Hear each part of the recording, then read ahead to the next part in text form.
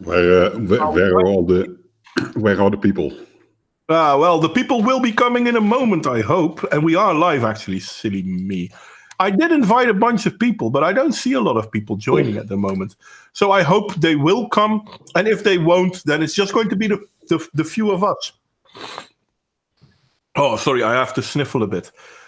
Today, our topic is going to be the overpopulation of the world. When that will happen, if that will happen, how that will happen. And as a cherry on the top, I'm going to calculate, how do you want to call it, that it's a fraud. But before we do that, let's talk about some other stuff because no one is in the chat now. So yeah, we can start talking, but then people will miss the beginning of the story. Hi there, Dark. I'm glad that you're listening in. Yay! A viewer. A viewer. Yes. You are the audience. 3 to 1. We won't gang up on you. And there is another thing that I wanted to say. Hi there, Ruben. Welcome. Hello, Ruben. Dick and Dick Cheesehead. Say hi, Dick. Hello, mates. No, you said hi, Dick. Oh, hi, Dick.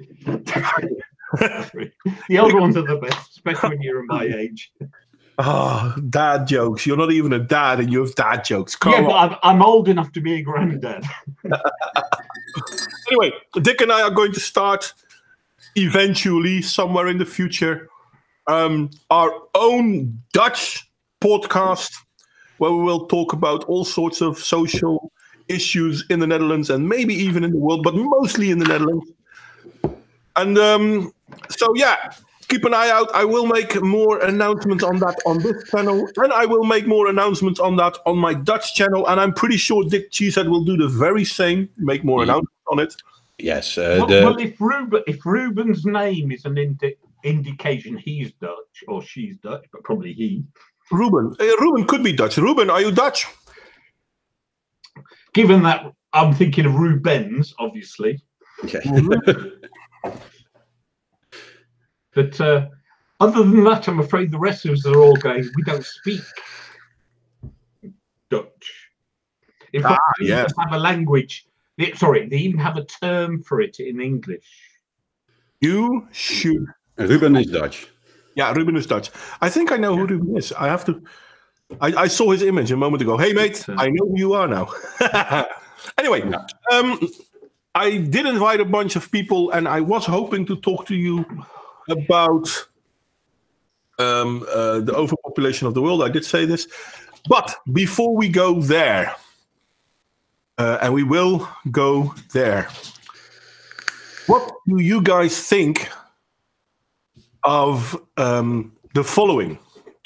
Now, there is a lawmaker, and I'm not going to say which country, and I'm not going to say which political avenue, who is seriously considering to change the law on sexual assault.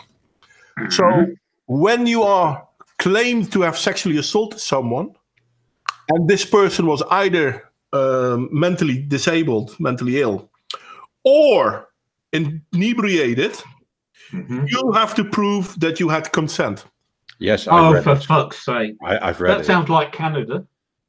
No, that's pretty close, actually, Canada. It's not Canada. It's the fucking Netherlands.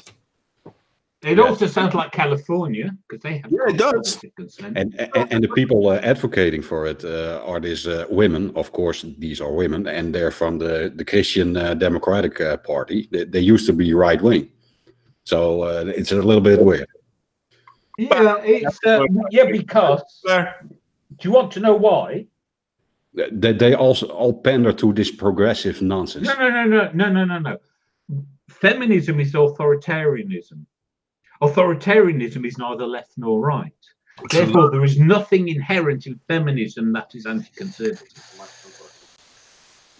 But the funniest part is this, and a lot of people pick up on the fact, like, okay, yeah, well, if you don't have consent, yeah, no, sure, it's still rape, etc. And to do this with mentally disabled people, yeah, that's pretty bad. But okay. About mentally disabled and inebriated, as if that's the same thing. No. I'm sorry. Oh, hi guys. It's definitely the same. I'm mentally disabled and inebriated. Well, I'm getting there because I've got beer. But no, I'm sorry. Here's the problem. Mens rea. yeah. Guilty mind. Yeah. If there's no mens rea, you have not committed an offence, and I'm sick of these arseholes trying to make it sound like you have. Yeah, that's actually a good legal standing. If there's no mens rea. You know, it's like this. You know, you get these rooms, they go, oh, well, I daren't object. If you don't communicate that, how's the person supposed to know? They can't force themselves on you if you don't resist and don't tell them you're objecting. Well, I'm going to say that that's the offence. The offence is forcing themselves. But I'm going to say that I understand some part of this proposed legislation. Some part of this proposed legislation, and that is the part of the mentally disabled, because then the question becomes: how well can someone mentally disabled give consent? Yeah, where's the line?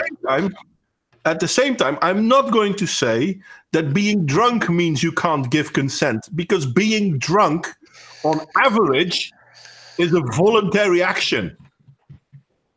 And how are you going to prove this negative? And how are you going to prove a negative? No, but as I say, the problem is to do an offence, the offence of sexual assault, whatever, is to explicitly go against someone's wishes. You cannot start from a legal position that, well, of course, unless you positively get consent, then you're going against their wishes. Well, and then according to some feminists, you can always return. No, but only one way. Only one way. Well, only one way. And as a woman, you should always be allowed to revoke permission, or how do you call it? Consent.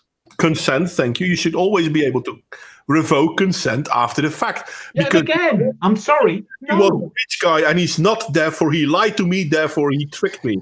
No, I'm sorry. No. Again, the guy can only be doing an offence if he is doing something against your will, and if nothing indicates that, you know, I mean, you've heard these people where the woman, what was it? A woman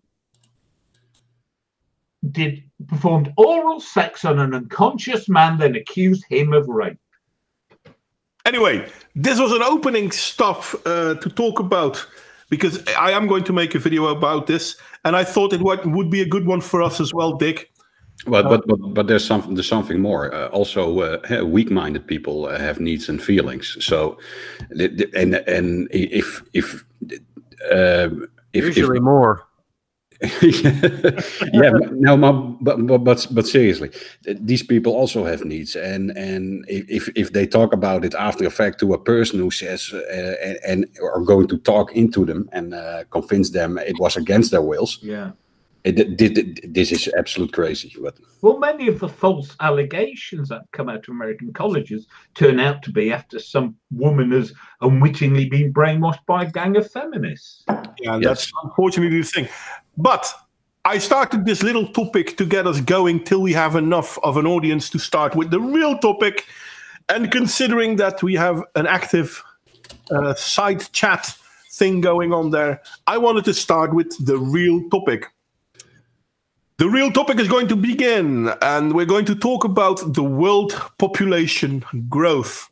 Now, according to the United Nations, you know, those double standard organization that you have, the world is going to top at 11 billion, which is going to be a huge problem at the end of the 21st century, 2000. And there are people who, like the United Nations, say, yes, 11 billion, huge problem. And there are people who say, nah, it's going to top out around 8-9 billion. And I wanted to talk about these two things first. And after that, I have something very interesting to say, no matter about what we all think of it, first off. But who wants to go first? Will the world top out at 8 or 9? Or will it's your topic. Oh, come on. No one else. Okay. What was the data projection for that 11 billion? 2001. 2100, sorry. 2100? My English is terrible. So yeah, it's roughly 80 years from now. 80 years from now, who cares? I think that's totally realistic. Are you going to be alive in 80 years? Yes, someone is. No, not us. Modwain's got a young definitely son. will be. His son will hopefully be alive in 80 I years. hope he will, and his grandchildren and all that. I mean, we're talking about a big number that's going around right now. I understand. 80 years from now, that's like saying that the sun is going to go out and everybody's going to die from, freezing. That's going to happen, 400 years from now? Let's start panicking. No, so speaking as a genetic dead end, you never know. Somebody might sneak in and nick one of your condoms, and you never know. Anyway, go on. Make your point. There seem to be two major forms of population control that generally work. The first is birth control, and the second is the Four Horsemen. Which one do you like better? I think there's a third, and that's famine, just on its own. That's one of the Four Horsemen. No, just by itself. Yeah, but to be fair, ever since Thomas Malthus, nearly 200 years ago, they've been predicting.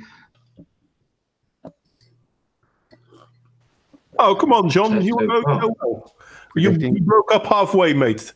I lost a half there. He went dead, and I'm thinking I crapped out. It's my shitty internet. I do apologize.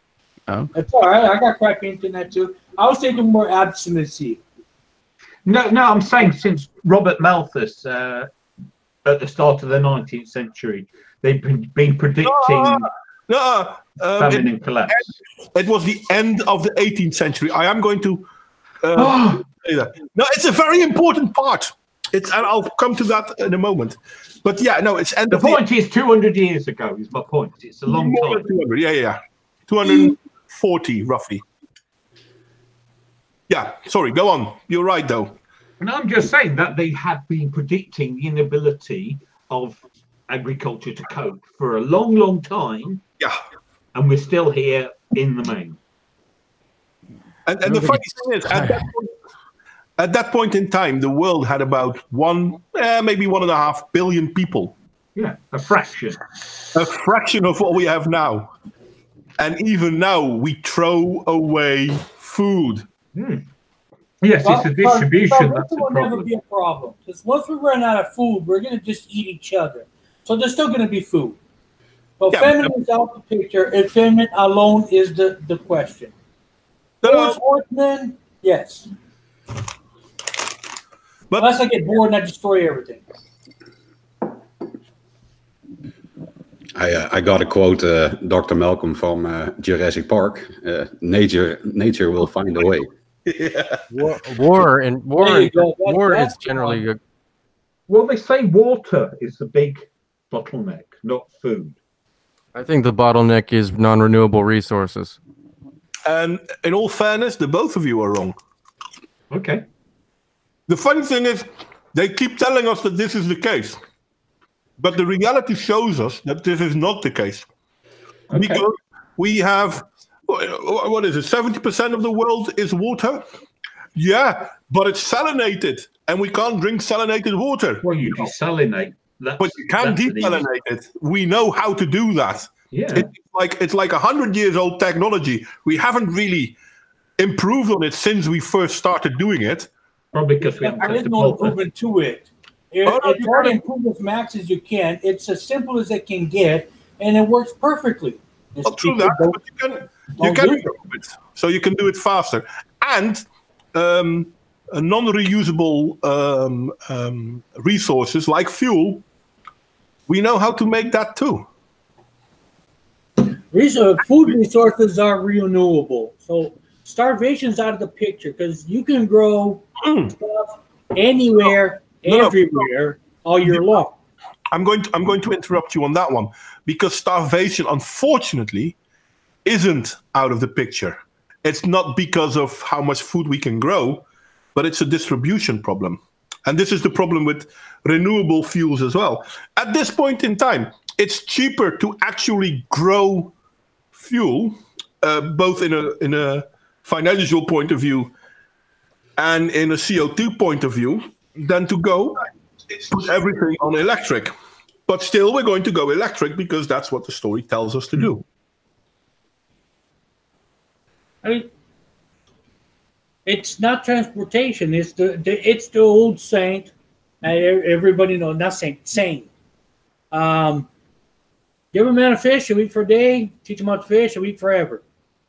Nobody wants to learn. Fish. They just want to eat. That's why they're going to starve. And if that's the case, they can starve and disoccupy the space they're in. I'll take it. Yeah, fair enough. But what I'm trying to tell you is that no one needs to starve. Nobody needs to starve. Nobody needs to starve, but they want to. 10,000 people die every day from starvation. 1,000. They want to. No. I don't think they want to. But there is something inherently wrong with our international system. I'm not going to say it's not. The problem is that the aid system doesn't help people become self-sufficient. It is designed to help the aid organizations have work to do tomorrow, which is the opposite of helping people not need aid. And that's one of the real issues. The population is growing most quickly in poverty-stricken areas of the world, and when you're dealing with that with those kind of cultures, it's inevitable that increased birth rates will lead to increased death rates through war and pestilence. True, that is also true. And the funny thing is, the main reason, because the United Nations made a prognosis, and they were like, oh, the world's going to be at 11 billion people, 15 billion at the high end in 2100, and this is really going to be a problem. But there are new estimations that say, yeah, you know what, 8, maybe 9 billion, but it won't be much more than that. And the difference between those is the difference of development. Because the more developed a country is, the lower the birth numbers get. Why? Because you need to have a lot of children, because those children are basically your tool to survive an old age. You need your kids to help you survive an old age. In very poor countries, you need a lot of children because most of your children won't reach that age themselves. So they will never be able to help you. Now, they have a lot of children because their IQ is not high enough to understand that a bunch of children and no food really works. No, that's I understand why you would say that, but that, evolutionary speaking, isn't true. Evolutionary speaking, it isn't true. Our children are our old age pension in poor environment. Evolutionarily speaking, people in old age don't need to be taken care of. They need to die. Not strictly speaking true, depending upon how you define old age. No. Well, evolutionary speaking, you are correct, but the evolution of nearly all species has shown that this is not the case. For example, if you look at, and I'm not even going to talk about humans because we don't know what our society looked like a million years ago. But if we look at wolves, a wolf pack will feed its weak. They will eat last, but they will be fed. So any social animal will take care of its elders, whether they are useful still or not. And humans are just as social as most other social animals. So I don't know about any, but you've knocked out humans and wolves at least. Well, no, this happens with rabbits. This happens with cows. This happens, well, not cows. How do you call them when they live in the wild? Oxen. Oxen, thank you. Obviously, it doesn't happen with cows because they are pampered. Well, I'm bred out of all recognition to what nature was doing. I don't know if I would call slavery and slaughter being pampered. No, but evolutionary wise, it was in fact a very smart move. Yeah. You could call it pampered. Their genes have perpetuated and spread more than in any natural mechanism could have done. I think the Dutch cow called Fries It's a The special Frisian. cow. The Frisian. It's one of the most common cows in the world. Yeah. That's how amazing. That could only have happened because of the way we dealt with them. Now, whether you like it or not, whether it's nice, I think animals nowadays have it a lot worse than, let's say, 100 years ago. But You yeah, still eat them, so who cares? that's the thing. But the problem seems to be, I mean, or rather, this is something that where did I find that article? Where did I find that article? Here it is. No, that's not it. Did I drop it? I dropped it. Probably. Oh. And there, so. Oh. A funny noise, Modwain. Yeah, sorry. I dropped the article. I can't find it real fast. I'm sorry. Been too long on the internet, Modwain. Yes. Yes. Well, I was rushing today to get everything started because I slept till roughly, let's say 10:30. So I had about an hour to get everything set up, and I thought I had it ready. Blame me. I don't mind. You are correct to do so. But It is your stream. Come on. It is. You get all the blame. And fair enough. But there was an article that basically said the person that they use, the United Nations used the calculations or the projection, because it's not even a calculation, of an Austrian scientist on the world's population. And that same Austrian scientist made a new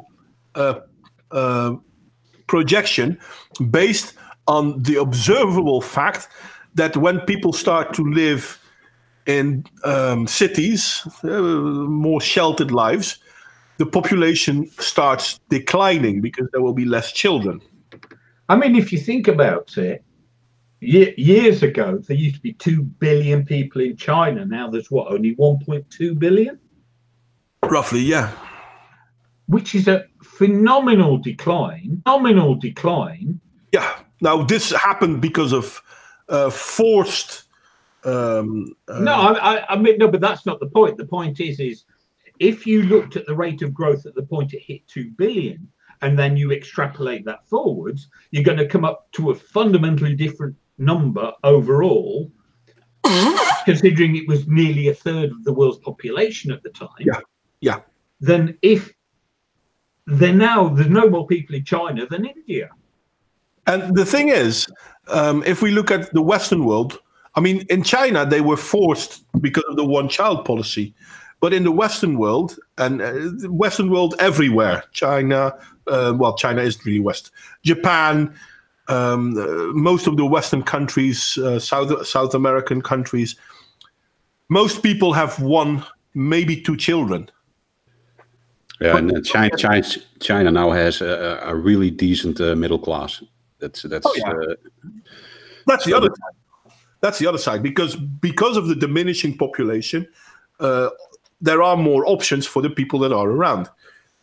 Now, if we look at, for example, the Middle East or Africa, the poor crank out kids because that's their old age.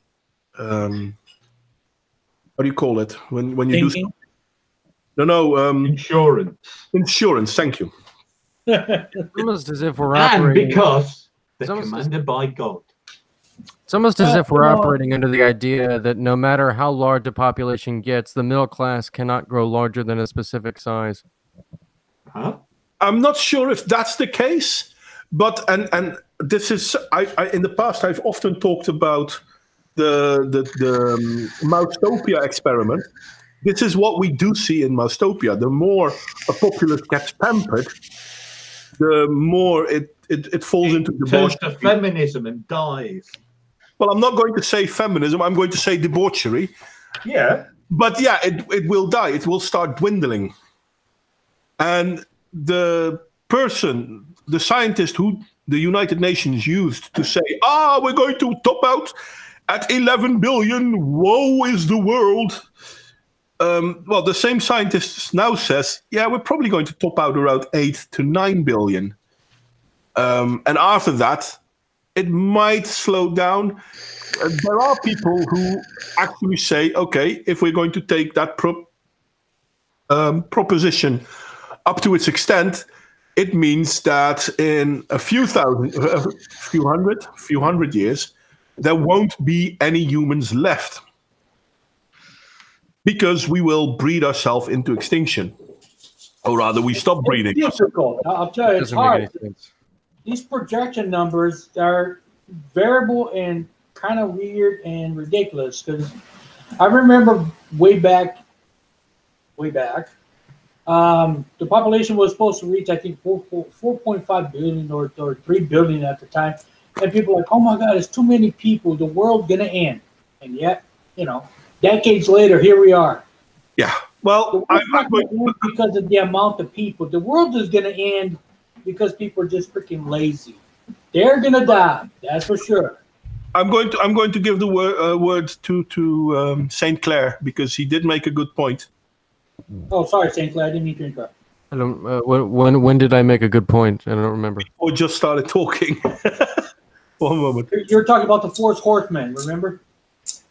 The point I was making is that in poverty-stricken areas of the world, significantly increased birth rates almost invariably lead to significantly increased death rates.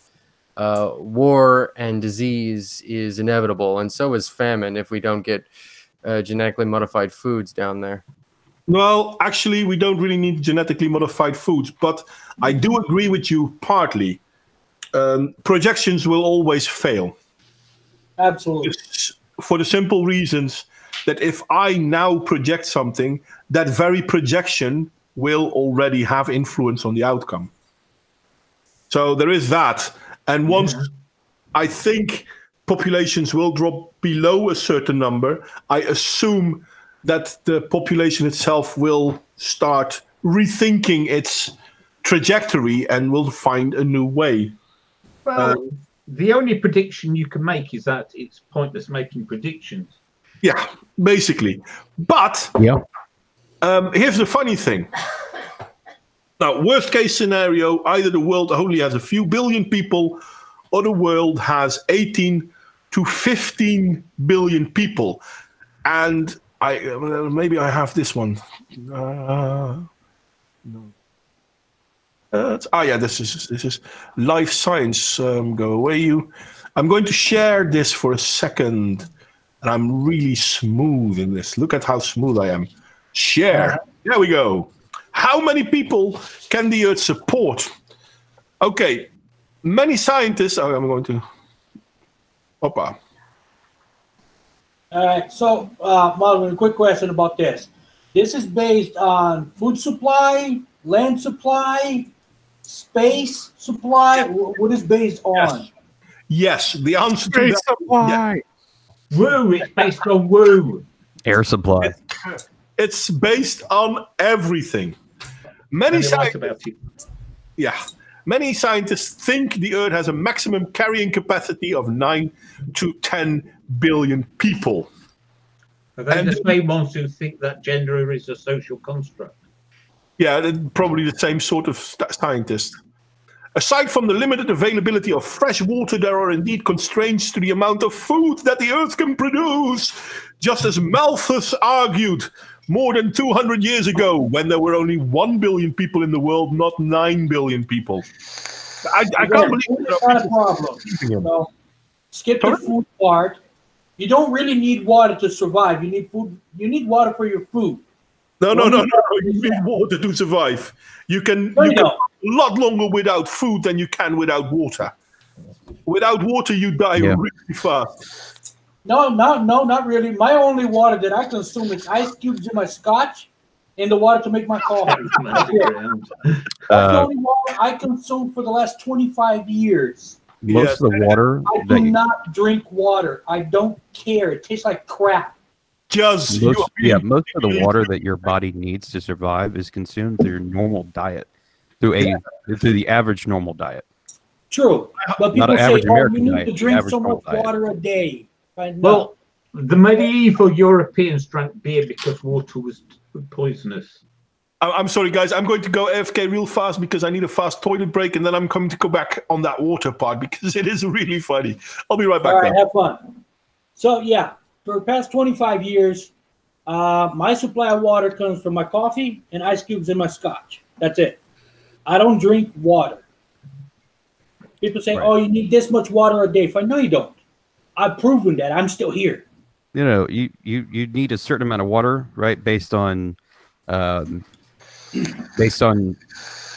usually it's based on your weight, but all the water that you need is still consumed in the food that you eat anyway.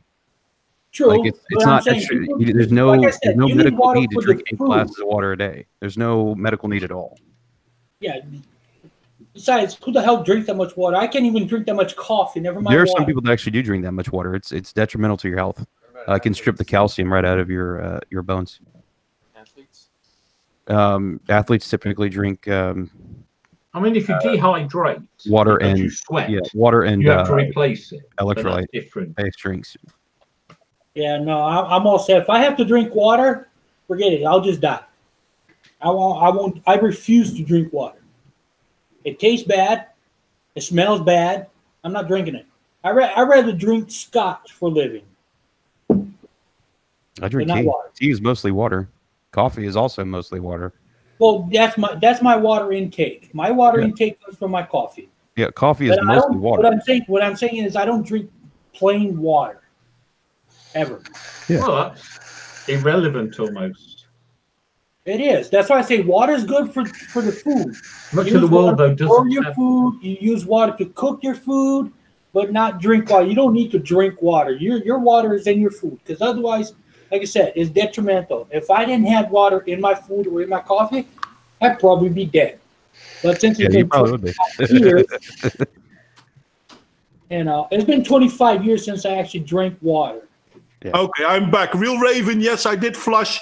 Just, you are wrong. I'm wrong? Yeah, because let's say roughly 99% of everything you drink has water in it. Coffee and scotch, that's all I drink. And both of them have water in it. Yeah. Sure. But like I was explaining here, I don't drink plain water. Yeah, but I'm not talking about plain water, mate. Drinkable water is not about plain water. I mean, I drink cola. It's a fake brand, but mostly water. That is bad for you. So the thing is, no matter what you drink, you are going to drink water whilst drinking whatever it is you drink. You also consume the food that you eat. Yes. And a lot of the that's what I said. Use the water for the food. Use it to grow your food. Use it to cook your food. Don't use it on you. Yeah, so if you're running out of water, save it for the most important part, food. No, but the point is that's missing the point because you still consume X water whether you drink it as water or eat it as part of your food. There's so much water you need to consume. True, but I'm saying in the case that we're running low, because they're saying, oh yeah, the population. No, but it's all the same. That's what I'm saying. It doesn't matter how you distribute the water. You still need to take. Each person needs so much water. Yeah, but if you're running low on water on the planet, it's easier to use it on the food instead of consuming it yourself. Well, I'll suggest that you won't do that because that's the fastest way to die. I should mention you live a month without food and you can't hold out a week without fluids. You know, advances in space travel would fix that problem in a moment. There's much more water in the asteroid belt and on the moons of Saturn, Jupiter, and Uranus than there is on Earth. But no, I quite agree. I'd thought of that. We need to burn more fossil fuels. The funniest thing is the amount of water on this planet is amazingly more than people like to imagine. The problem is that it's salinated water, but we can desalinate it. But there is more water on this planet than livable Earth. Hell, a lot more. Earth. A lot more. A lot more. So that we're going to put out water is beyond stupid. Drain the oceans. I'm sorry, Josh. What did you say, mate?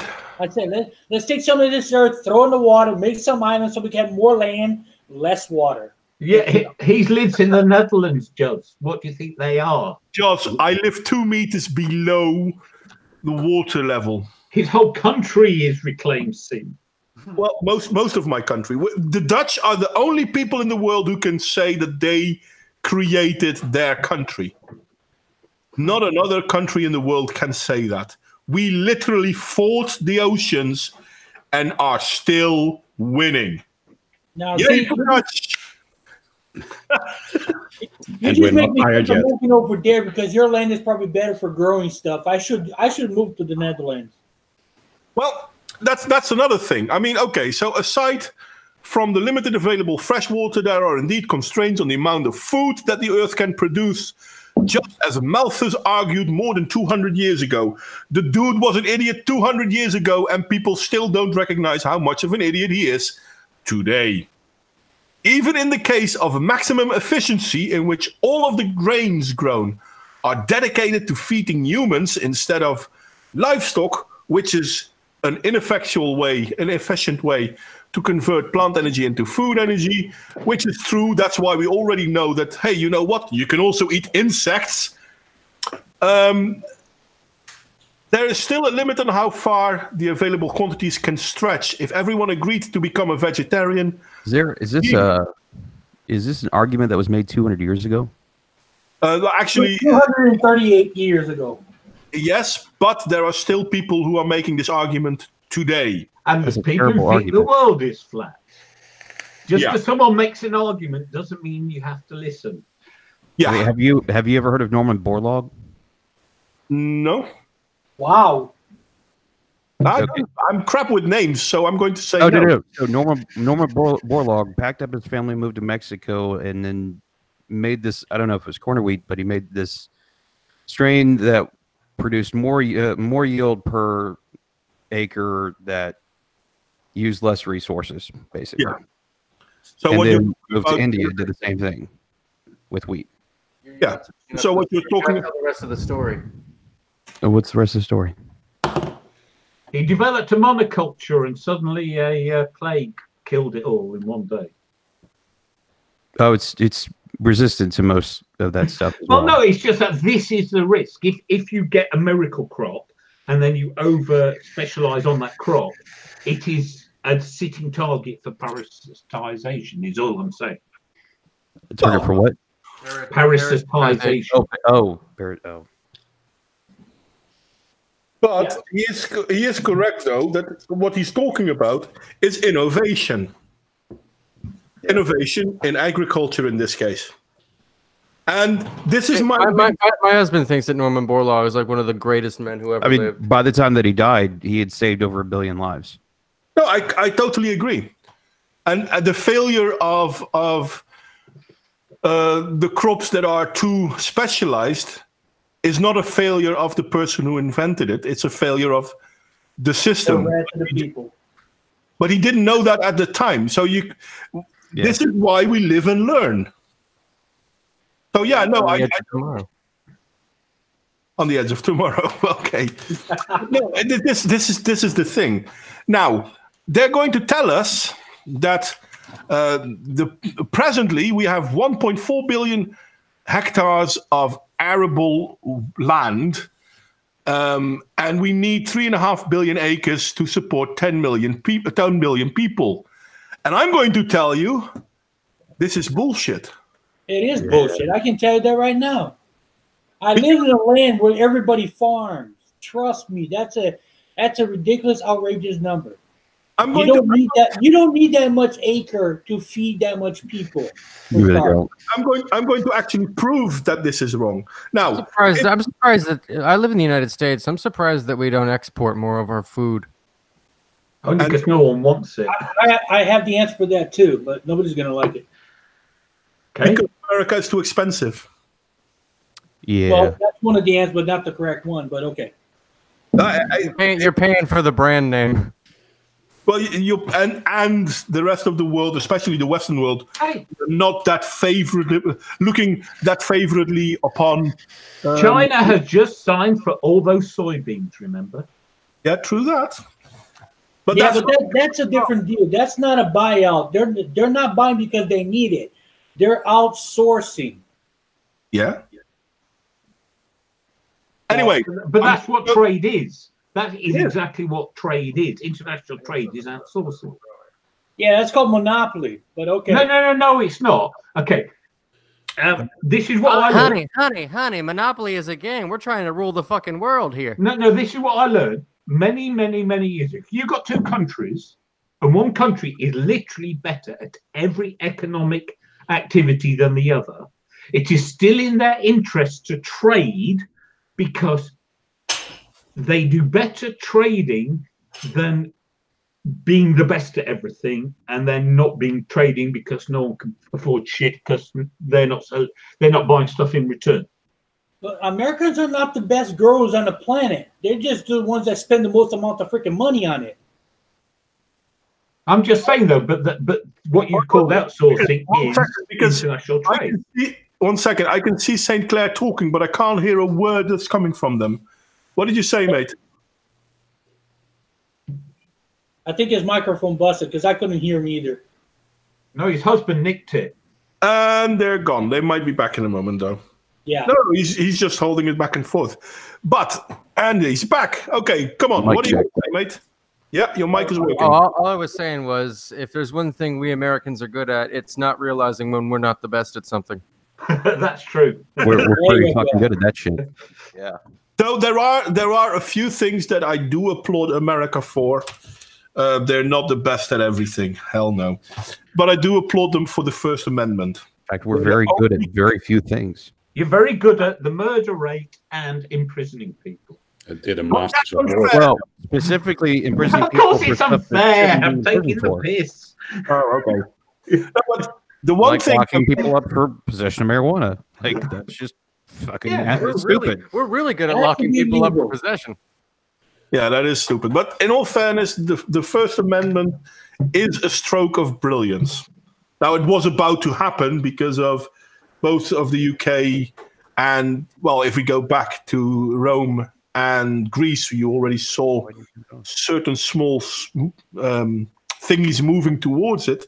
But yeah, the First Amendment is a stroke of brilliance. And I think we Brits do take a kind of... let's call it what's the word? Inspirational credit for the American Constitution because you like to think of yourselves as our daddies. No, because we were so shit that you worked out all the ways to not be like us at the time. Yeah. Which is actually true. It is. So we were the inspiration, only as a negative example. The most negative way.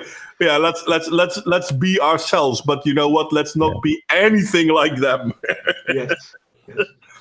True that, though. Anyway, so I screen share this one. Which countries export the most food? The United States is the largest exporter of food products worldwide. Okay. Really? Apparently. But I'm not interested in the United States because, let's be honest, it's a large landmass. Yeah. I'm going to be interested in the Netherlands. Crikey, is that us third? You're third, yeah. We're a tiddly little place with hardly any land. You still have way more land than the Netherlands do. No. But although there's land, it's not. A lot of it is like arid and moorland and not agriculturally productive. Yeah, but you fish a lot. This is France is on that list as number 5. France is like a huge rock, I think. No. But France is a much more agricultural country than the United Kingdom. Well, it's good for making wine. On the list, they're the size of nothing. Sorry, what? It's definitely not land mass that makes you the biggest, grower for exportation. No, true that. But let me bring my point, because the Netherlands is number 6 on that list, and this is how much of food they export. This also recognizes that they can export food, so they already have food to feed their people. Yeah. Not necessarily, because one of the fundamental problems in a lot of third world countries is the growth of cash crops for export as opposed to feeding the population. This is food export. This is not cash crops. This is food. Cash crop is food. Food. No, not always. No, not really. And there's no reason to suspect that it is in this instance. They're saying food. It's something you eat. It doesn't necessarily have to. No, I'm just saying though, but that there are countries who will export food in terms of cash crops rather than feed their own people, is what I'm trying to say. Yeah, but I'm going to use the Netherlands as an example because we know the Dutch people are being fed. I mean, let's keep it simple.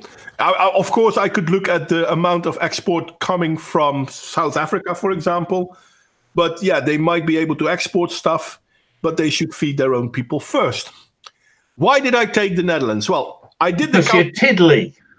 Well, I'm proud to be Dutch. No, because you're tiddly. I mean, if you look at the other countries on that list, they're a lot bigger geographically than the Netherlands. So to be so high on the list is an achievement. Belgium is smaller, but I didn't take Belgium because the Dutch are vastly overpopulated compared to Belgium. So I did take the Netherlands for a specific reasons. The Netherlands in ground, ground coverage. The Netherlands is roughly 41,000 square kilometers. Our livable Earth is approximately 150 million square kilometers. So we know that the Dutch country is about 1/3000 of the total world. We have 17 million people in our country. If we would say... Apparently most of them are farmers. That's it? Apparently not, but... Well, they're not really, but yeah, you would... New York City. I would say Lucas Leprechaun in the chat made a really interesting point. If you could provide like a link or some evidence to that, the Irish famine that you're talking about, that would be really cool to look at. This is, in my humble opinion as a Brit, the most dishonourable event in our history. Yeah, it really is shameful. It's the Brits that was exporting those potatoes. Yeah, and the bloody government just let people starve. It's disgusting. Yeah, it is. But yeah, okay. I mean, the sins of the father. Come on. No, I'm just saying that if you look at a country's history, if you want to then pick the worst thing, to me, that was the worst thing in our history. True that. I'm reading the comments, sorry. Ludicrous wrote something about the bananas. The bananas being extinct in the United States in 1974, but okay with that. Anyway, we're going to talk back to the Netherlands because I'm going to go through my example. The Netherlands is 1/3000th of the populated Earth. We have 17 million people. If we were to calculate that the whole world would grow food like the Dutch would, then the total world population could easily be 51 billion people. We have the water. The Dutch prove that we can provide the food. But Modwain, question. When you say you 1/1000th of the world's surface area... 1/3000. Yeah, 1/3000th of the world's surface area. Yeah. Are you referring to that all dry land? So you've got the Himalayas, you've got the Sahara Desert, you've got the... Because not all land is equal. I am going to come to that. I did do the calculations. It is all livable land, but not all mountain lands are unable to produce food. Now, the Himalaya obviously is, but there are plenty of mountain ranges where they are able to provide food. Look, for example, at Switzerland, which is mostly a country living in the mountains, and they still produce food. Yeah, but what they do is they use the mountains in summer and the lowlands in winter, don't they? Well, okay. So they can produce. If you're not familiar with the landscape of Switzerland, it's basically Mordor if Mordor was farmland. No. It's much too pretty. Try parts of the UK for Mordor. Trust me. It's actually pretty green, to be honest. It is beautiful, Switzerland. I drove through it on the most gorgeous sunny day, and it is unbelievably gorgeous. Yeah, but I am going to say if the whole world would do what the Netherlands would do, we could be able to reach 51 billion. That's easily four times as many people as that the United Nations propose is the biggest problem. But here's the thing: Sahara, the how do you call it? The mountain ranges. I said it a moment ago. You've got the Andes, the Himalaya, the Rockies. Yeah. So in these places, you cannot do what the Dutch are doing in the Netherlands. So they are going to be able to produce less. Here's the funny thing. What can you grow on, for example, desert soil? Well, very little, but not nothing. You could grow certain weeds. And those weeds then can be used to both pollinate the ground, the earth, the sand, and be used to create biofuels. Now, this is cactus. I'm sorry, I can't hear the both of you. What did you say, SaintClare? And alcohol. Well, obviously. And what did you say, Jess? Grow some cactus. Well, you could, even cactus could be used for food. Anyway. I'd highly recommend against that. Well, me too, but it is possible. Well, and also don't forget, a lot of food can be modified to put in different kind of soils. Yeah, like wheat was done in India. For example. And if we know this, then obviously not every country, not every land will create the same sort of productivity when it comes to food as the Dutch country. But a lot of people seem to think that the Dutch country has the best growing climate, which is objectively false. Because if we look at countries like South Africa, Zimbabwe, Venezuela, what's the other one next to it? Brazil. A lot of subtropic countries have way better growing climates than countries like the Netherlands. So Yeah, what the Netherlands do... There's another problem with these kind of countries, and that's more in the corner of organization. And that is human. And that's the main problem. But when people are talking about how the world is full, no, not this one. Oh, it's the one that I accidentally closed? No, it's not. When people talk about how the world is full, they talk about the Earth capacity. But it's not the Earth capacity that's the problem. It's people that's the problem. That's something about education. We need to educate our societies. And indeed, like Toxic said, vertical and hydroponic ways of growing food are also an option, which you can do everywhere. And talking of all that water, we can always eat seaweed. And we can eat seaweed. True that. Which is also becoming an People do quite often. Well, it's lava bread in Wales. I don't really care much for it, but I have ate it once, and it's doable. I mean, are you talking about actual seaweed from the ocean? You're talking about nori that's usually cooked and rolled around. Well, you can cook it, obviously. You don't. Most of the Raw seaweed. Yeah, raw seaweed is not edible. Well, seaweed is a vast array of different species. Do that too. Toxic. Sorry, not Toxic. Ludicrous. Can you tweet me the link and I will post it in the chat? Well, you put it in the chat. You know what? I'm going to do it differently. Fuck it. I never really care about this anyway. How does this work? Yeah, Ludicrous. We do eat seaweed. Okay. But in sushi, it's cooked and roasted and turned into something that's called nori. You know, I said it had to be raw. Ludicrous. I was just pointing out what he said in the chat. Yeah, I'm just saying. But yeah, the Welsh have used it to make lava bread. Yeah. Ludicrous. I gave you moderation rights, so you should be able to post that link now, mate. But considering all the things we mentioned, yes, there is a human element in it, and that's the reason why a lot of food production at this very moment fails, and the same is true for water production and electricity production. But they claim that it's the Earth that can't handle this size of human population. When I in think there's reality, honestly no way to know. sorry? Not really what bothers me. It's not really what bothers me. What bothers me is overpopulation in poverty-stricken areas of the world, leading to war. Yeah, and most of these wars are because of how people deal with resources. And but unfortunately, oh, go on, mate.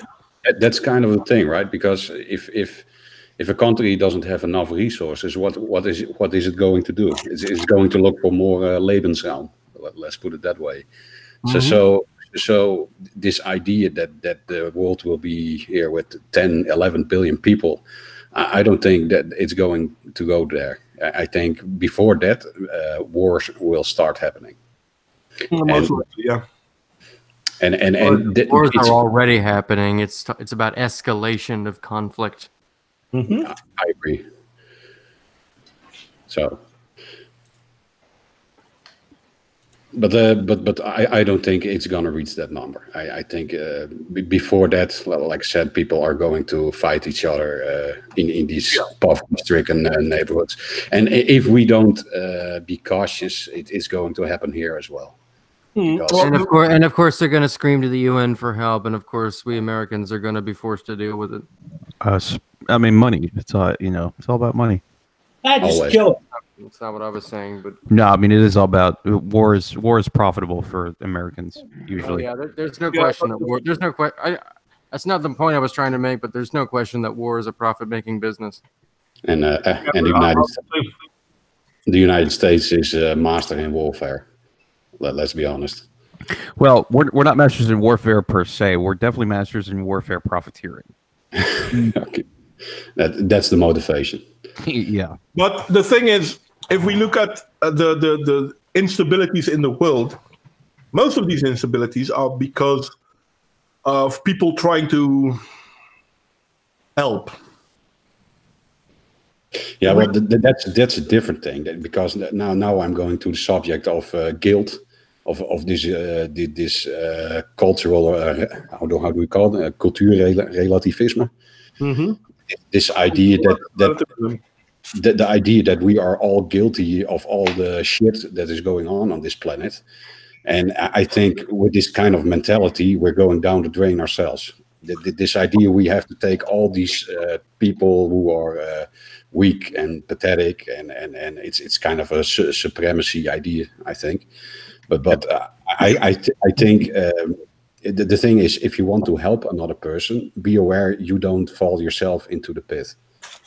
And that's the main problem that we're seeing, because if we look back in the last, let's say, 60 odd years since the 1960s of the last century, the Western world has done all sorts of things to help South Africa, Zimbabwe, Ethiopia, Sudan, you name it. And you mean the massification of Band-Aids as opposed to actual fixing the problem? Indeed. Because what we did was exacerbate the problem. I mean, I can still remember the Feed the World narrative in, what was it, the 80s? Yeah, but the point was, is at the time, as a one-off, as a reaction to famine, it's perfectly valid. Yeah. But everyone seems to have forgotten that the year after the Feed the World initiative, the famine came back twice as hard and no one cared. Yeah, and why did the famine come back twice as hard? Because the people that were living in these countries were like, oh, you know what? I'm not responsible, because if it goes wrong, they are going to bring us food. Well, yeah, and as I was saying, you know, it's like the problem with aid agencies is that they are in the business of being aid agencies. The last thing they want to do is to end the need for aid. Yeah, but you disrupt the market. So these farmers, the next year, they're all bankrupt. Yeah, it's dreadful. That's the thing, because if we look at, I think it's Senegal, for example. It's not one of the countries where they did aid. No, it's the other coast. Yeah, but Senegal too has a great growing ecology. The country is perfect for growing food. but the society is not. Mm. And if there's a problem, they're going to basically put their hands up, and the West is coming to help them. We saw this happen in so many other... Our idea of help. Yeah, and we're not helping them. We're making them... how do you call it? It's not help, it's condescension. Well, it is. We're making them lazy. That's what we're doing. Americans need to stop doing that kind of help. It's not just Americans, trust me. It's not just Americans, mate. It's the whole of the Western world. True. We need an excuse to get our young men to bond with each other. Well, it's an emotional solve for feeling guilty living in a wealthy society when others aren't so affluent. It's survivor's guilt, funny enough. So the it's thriver's guilt. I'm not sure if any other viewpoint of it would help, but from what I understand, and this is just a very isolated instance, so take it with a grain of salt. But I should point out that this is a guy who actually fought in Afghanistan.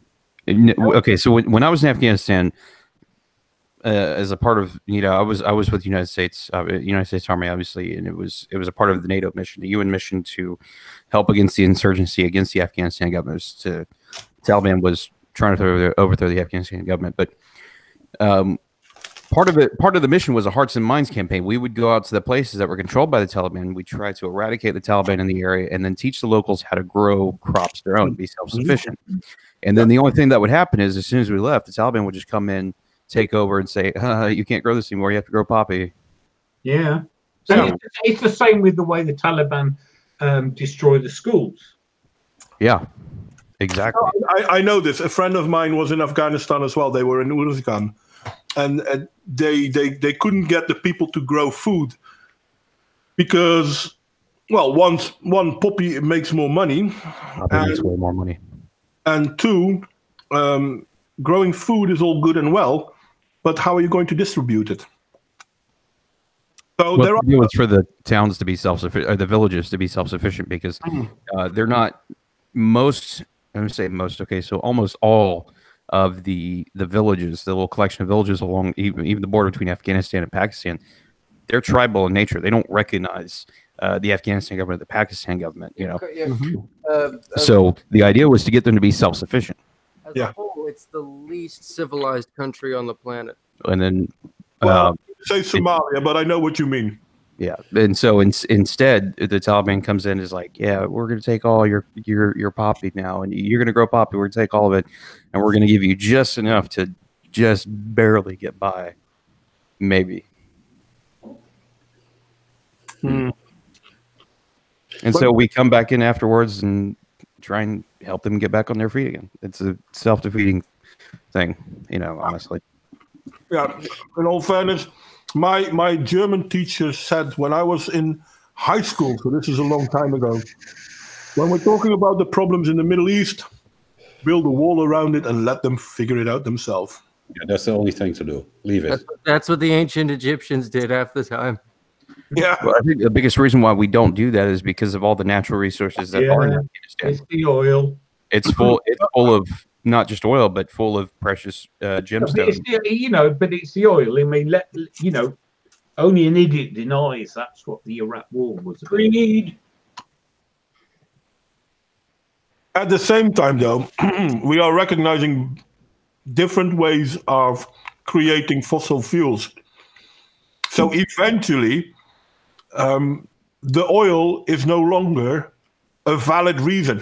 In all fairness, America at this point in time is a net exporter of fossil fuels. Yeah, but the thing to remember is policy is based off immediate benefit, not long-term situation. Mm-hmm. The type of oil that we have here in the States, we don't actually use ourselves. And I wasn't trying to be arrogant enough to say that it was just the United States that goes out and helps try and no. We were just NATO as a whole. So we were just throwing our own countries other under NATO nations along as well. with yours. But the fact the United States has a lot of oil, that's a strategic choice. First, drain the rest of the world before you drain your own. I'm not very fond of the fact that anybody can just go to the UN and plead for aid, and the U.S. is forced to go into their country. I agree. Security Council. I mean, plus it makes us a lot of money usually. It's not like it's not like we're like, hey guys, you need to chill There's out. always an angle. Stretched as it is, we're like, yeah, let's make some money. Yeah, there's always an The United angle. States is not forced to help because the UN asks. The United States helps because they see a buck to be made. No, the only thing. Somewhere in the All middle. I can say is Halliburton. Yeah. But it's too bad that Toxic had to run, and she's not part of this, because if we talk about the UN, if there ever was an organization in this world that needs to be eradicated yesterday, it's the United Nations. Well, all supranational organizations are. Yeah, but they are at the very tippy top of the mountain. Yeah, there's them, there's the EU. The NGOs they're using as a weapon. But the funny thing is, and you're correct, if we look at what's the reason they would go into Afghanistan? What's the reason they want to have friend relationship with Saudi Arabia? Or hiccup. Because Saudi Arabia has all the fucking oil. Yeah. Money. Well, because It's all about the money. It's not about food. It's not about survival. It's all about the money. Yeah, the almighty dollar. Always will be. But the funny thing is that we do have the technologies to no longer be dependent on fossil fuels without stopping using benzene and diesel, because we can create these things. Yeah, we can, but there's more money in mining it, and there's way too much money in the stock market to actually just outright stop doing it. Yeah, and that's the problem. It's a huge problem. And it's As not long as it's a money thing, we can't do anything to stop it. no. And the problem, Modwain, is you say we, drugs. but it's not we. Yeah, we could do drugs. Because there's people who have control of things, and then there's the mass of humanity, and we are not the same. True that, but look at the yellow vests in Europe. Yeah, we can protest, but what I'm saying is but you have to fight and protest, or else the those who have the excessive power and influence will use it. True. But we are seeing more and more things, and this is the funny reality of it, because we are starting to recognize certain patterns. We also start to recognize that, wait a second, the bullshit that they've been peddling is only partially true. Yes, it's going to be Only partially as much as that. well, a small part. But the United Nations is pushing this idea that 11 billion is too much. But they can't base it on anything other than because we say so. The United Nations is pushing circumcision across Africa as a way to stop AIDS. Don't trust the United Nations. They're full of shit.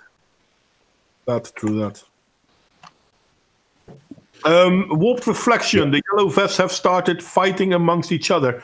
Well, the thing is that the Yellow Vest has already been fighting amongst each other from the very start, because among the Yellow Vests you have the original Yellow Vests, then you have Antifa wearing yellow vests, then you have Islamic extremists wearing yellow vests. Everyone is wearing a yellow vest. What is a yellow vest? Oh, Americans! Sorry. The Paris protests. News. What? The Paris Paris protests. protests. There are a lot of protests going on. People wearing yellow vests. It started in France. What does it stand for? What does the yellow vest stand for? Well,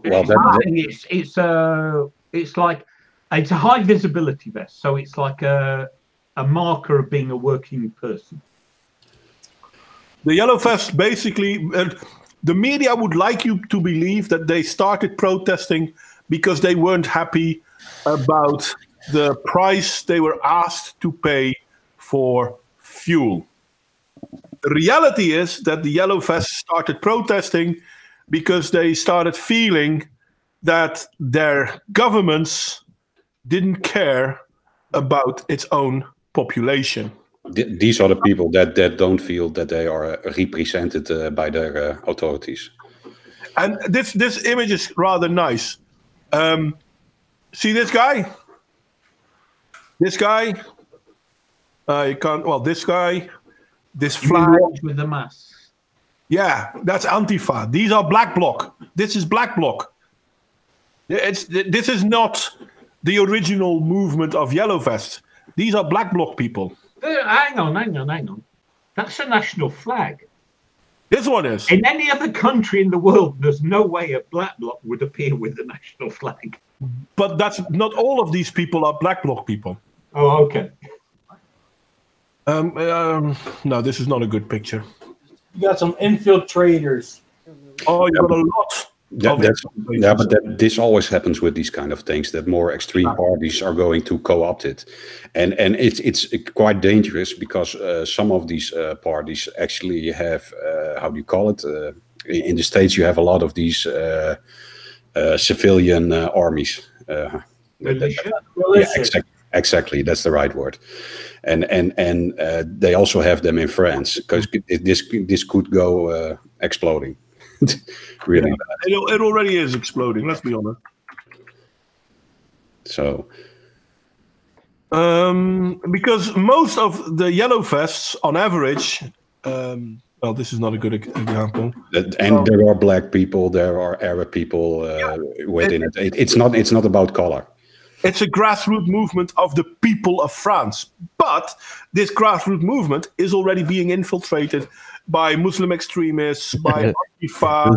This sounds like freaking Tea Party. That's what it sounds like. No, it's the opposite of a tea party. Yeah, but the worst thing is the MSM. Here in the Netherlands, we have the news that some kind of philosopher, a Jewish philosopher, was harassed by some of these anti-Semitic people. But what they don't tell you in the news, that these are the Islamist Yellow Vests. That they are making it broader. So the MSM is lying. They're making it a lot worse. The MSM lies. But they make Isn't it that worse. just the slogan of our time? I'm trying to find a good picture where you can easily see. The slogan of our time is "Everybody lies." No, but some lie more than others for, Not all lies are equal. Yeah. Not all lies are equal. Not everyone lies. I try not to. Then again, I'm not important, so that helps. I'm trying to find a good image of a Yellow Vest protest. Something like this, for example. Oh, hang on. That photograph breaks copyright because you're not allowed to have a photograph with the Eiffel Tower in it. Seriously. Right. Okay. Well, I put my mouse over it so you can't. No, not you, because you didn't put it up there. But seriously, in France, you're not allowed to have a photograph with the Eiffel Tower in it. It's covered by copyright. It's amazing. I did not know that. Yeah. Now, if you look at this Yellow Vest protest, you see a lot of older people.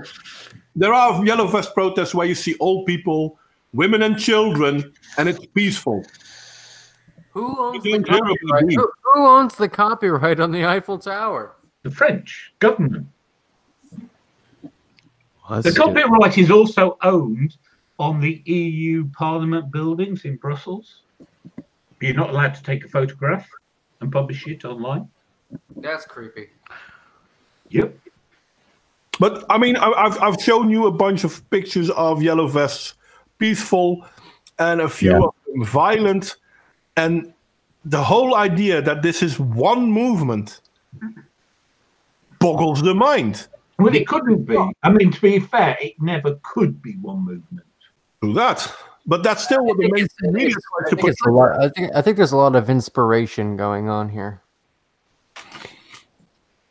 How do you mean? I mean, one Yellow Vest movement inspires another. Oh, These are people who don't necessarily believe the exact same things as each other, but they found something that they can identify themselves with. Yeah, exactly. A lot of pent-up frustration is going to suddenly say, hey, now we can... It's like, when there's rioting, because we had some in London a few years ago. It's just like people come out because they're just sick and tired, and they think, oh, here's a chance I can express my anger. without being a sole lunatic who's going to get arrested. Yeah, and others use it to rob stores. And I'll use it to nick that TV and those sneakers. Goddamn capitalism.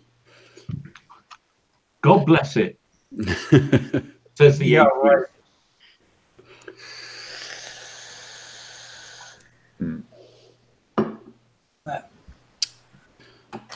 Okay. Okay, so we talked about the population threat. The main, I'm going to ask a question here, and I wonder what you think. Is the main problem that the world can't hold more than 20 billion people, or is it because people can't work together so that they can't live together on one planet? What do you think? Obviously, they can't work together because otherwise they'll just starve. At the moment they start working together, they will never. The population also goes down. So it's a bit of how do you call it? It enforces itself to multiply. At the moment they can work together and start organizing. The growing population will also go down. Let's put it one way: people won't work together until they have one common goal between all of them. As long as there's different goals, people can't work together. They won't make food. They are going to starve. The world can't handle it. Once they find one single common goal between all of them, population will succeed, and they'll go to the next level of understanding of whatever it is they want to understand. That's not going to happen because greed, laziness, stupidity. It's not even that, Joe. It's people don't share that much common interest. It's a myth. Well, that's what I'm saying. You have to find one common denominator. I mean, the last time the work, there isn't one. There never will be.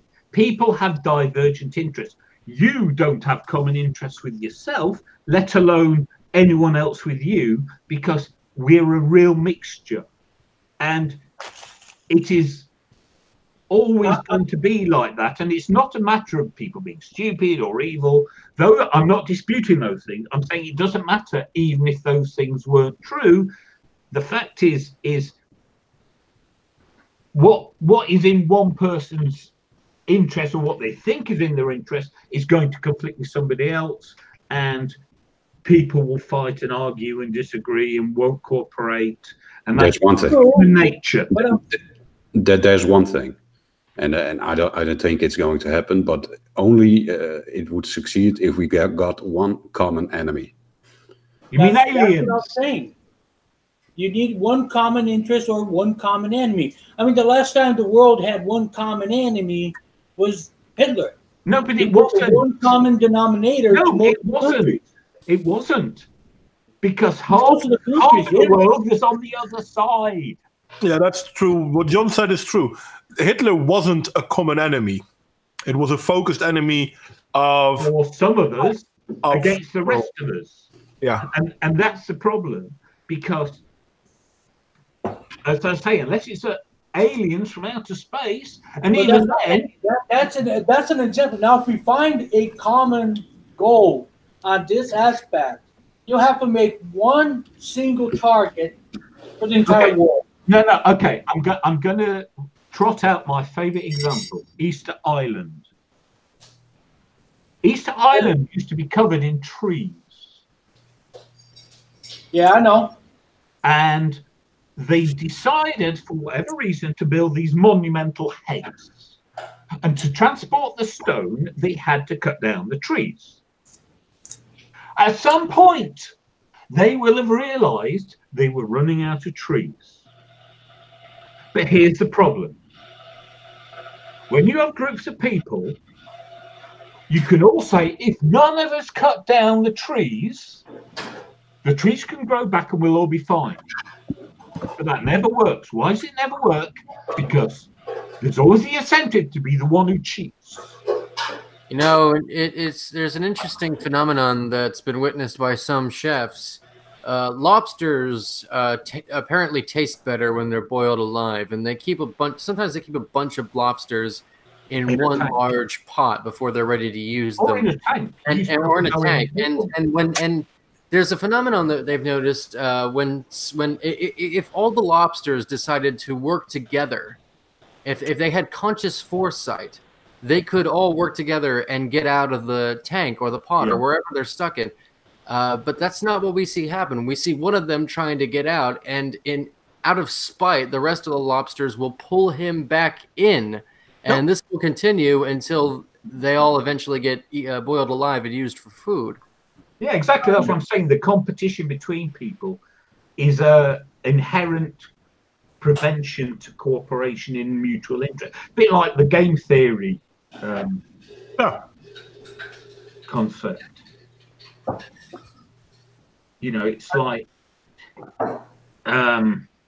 you know, the prisoner's dilemma example. It's people don't act rationally, partly because people don't know what other people are thinking and planning on doing, and so you have to plan for the worst case scenario of what everyone else is doing.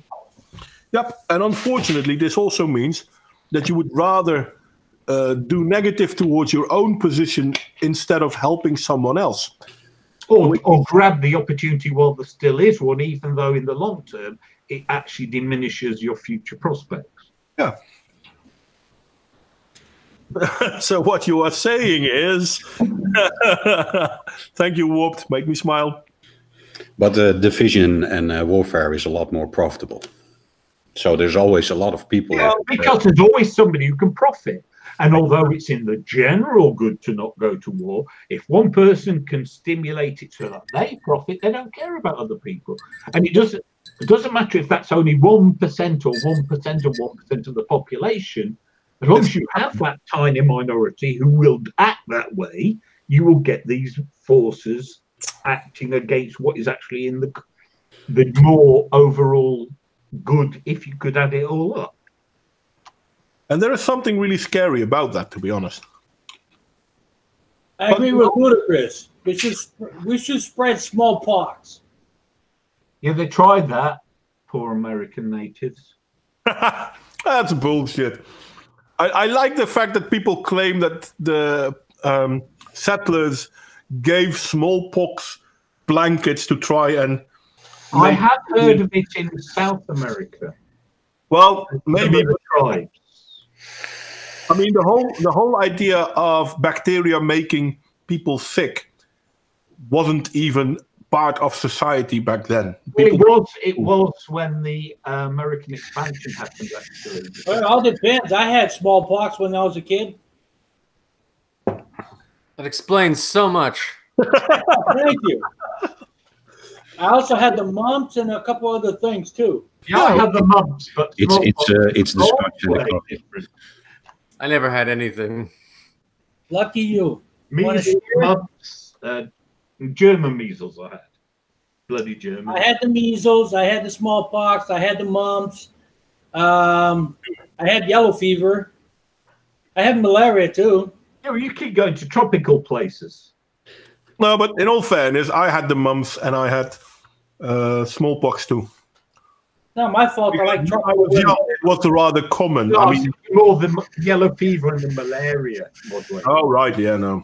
Those are kind of tropical. I will never get malaria because I drink too much bitter lemon. Which is an actual fact. Yeah. I can't stand this stuff, unfortunately. Hey, I can't complain. Malaria was fun. Yellow fever too. Chicken pox. I probably got Chicken that. pox wasn't fun. I probably got that as well. The diseases hit before when you were like 4 or 5 years old, and you were like sick forever, and then it's like you stopped being sick after that once your immune system got through it all. Yeah, or you die. I know, but it was a long time ago. I'm old, as I keep telling people. That's half a century ago. The thing is, though, and this is the most important thing, these diseases like measles, chickenpox, waterpox, mumps, they are potentially deadly. But only because we actually nearly eradicated them. This is the irony. No, because they were deadly before we eradicated them too. That's why we started vaccinating. No, but they're more deadly if they hit you in your 20s. True that. The fact that people are getting it in their 20s because they didn't get them as children is actually a greater risk to them than if they get them as children. That's also true. But because of our higher constitution, because we have even an unhealthy person in the West is pretty healthy compared to a poor person in the non-West. So our overall resistance is a lot higher, and this was perfectly demonstrated when the Americas had their first case of Ebola. You know what's a fun fact with climate change? A lot of area is now that used to be permafrost is now melting, and some scientists, some biologists. Thank you. Thank you. Are warning that in these frozen places there could be bacteria or viruses that the people have never seen. Yeah. All right, where is it? Can I go there? Greenland. Fantastic. If Hillary Canada. If Hillary Clinton was suddenly infected with varicella virus, would that make it shingles on a shit?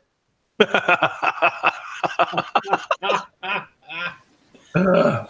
mean, I can't say much. I got malaria and my yellow fever in my 20s. I got chickenpox and measles in my teens.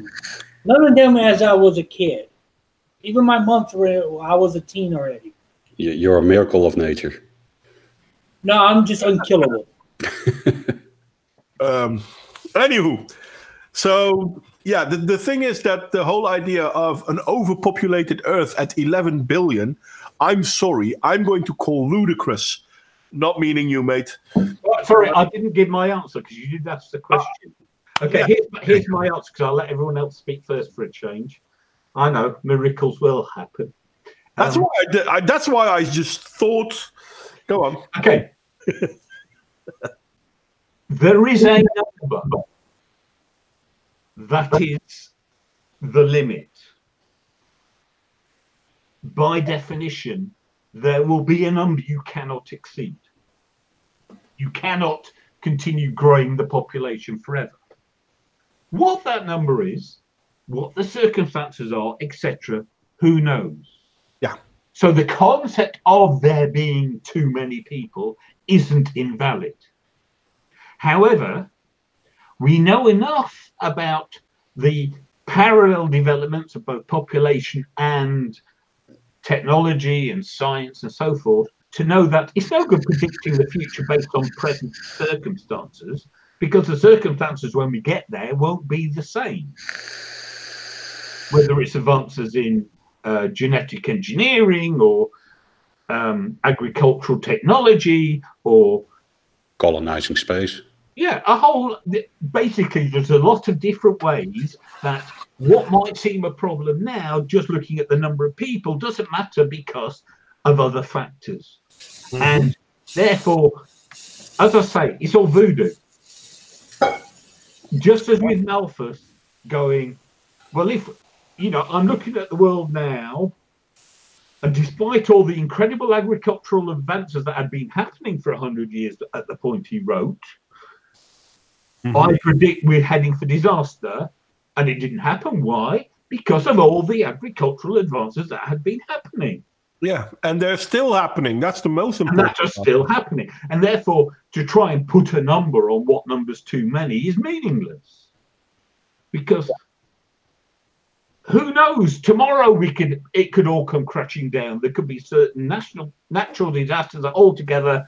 There could be an asteroid, and that could affect the climate, or massive volcanic eruptions that affect the climate, or we could go on okay forever. Who knows? And trying to predict the future is a mug's game. But that's the main point that I was hoping to make. We are being told that there is this arbitrary number, And even with our current knowledge and our current technologies, that arbitrary number is way lower than what we could factually manage. Because if I calculated, 51 billion people could be fed on the world today if every country would do its bit when it came to food production. But not every country will. Therefore, let's halve that number. Then it's still 25 billion people, which is still double the amount as that the UN calls problematic. And the fact that, and this started with, terrible with names. What's his name again? Where are you? Where did I put you? Here did I put you? The problem with this idea that Thomas Malthus started, that the world, the overpopulation, we can't feed the people. It's a 200-year-old idea, 240-year-old idea, and it's been proven wrong every step of the way. And there are still people pushing it. I call it the Al Gore complex. Let's save the world. I'm the Messiah who's going to save the world. Yeah, and it's all self-serving bullshit. Yes, it's very egotistical. And put me in charge. I'll be good, honest. And the problem isn't so much that these people are claiming this. The problem is that there are still people out there who believe it. It's the same stupidity when it comes to socialism. Socialism has caused more death than any other ideology out there, except maybe for Islam. I think socialism is the answer. I think population control, absolutism has its own way of manifesting very badly. And we can play the who's worse than who. It doesn't matter. It doesn't matter. You're correct. Just get rid of the authoritarians. Just say no to them and say fuck off. It's like at the end of the day, who's best to decide what's good for you? It's you. And if you think I can tell you what's good for you, you're an idiot. You know what I mean? I hear it. You're not feeling guilty enough. I never feel guilty. I feel no white guilt, male guilt, Western guilt, because none of guilt these for things you actually do. Sorry? No guilt for things you actually do. I don't do anything, so that's okay. Oh, that's funny. Some people feel guilty for not doing anything. That's fine. That's the best way you can be. You're not hurting anybody. This is Inception levels. I know. I feel guilty. I'm not hurting anybody. Crying out loud, I'm leaving people in peace and letting other people be. How horrible. I'm tolerant and accepting. How horrible. I'm not going on the Twitter rampage criticizing everybody who I can find. I know what year it is. Yes, and you should pray for blah blah blah, because that's the way to help them. No, right. Stop praying. I'm not helping.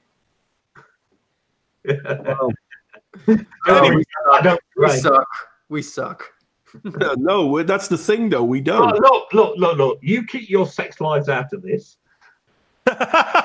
Really? What else is left now? Yeah, but they're over the ocean. I don't want to know. I live on my own. By the way, that slow clap is actually the sound of my sex life. Your boyfriend was sitting next to you, so don't complain to us. Complain to him. Exactly. I can't even get a slow clap right now. So. Oh, I'm only kidding. Hey, listen, I have two great hands. Oh, sorry. You have a wife. Be happy.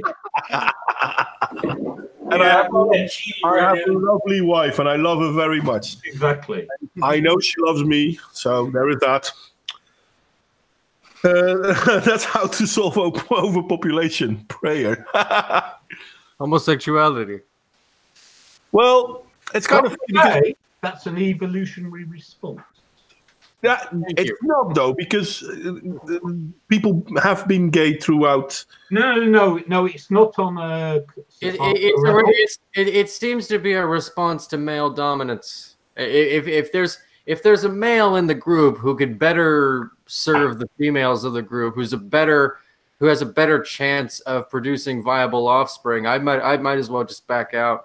Well, according to Brett Weinstein, there is evidence that when there's a lot of elder brothers, the chance of more sons being homosexual goes up. And these things are absolutes.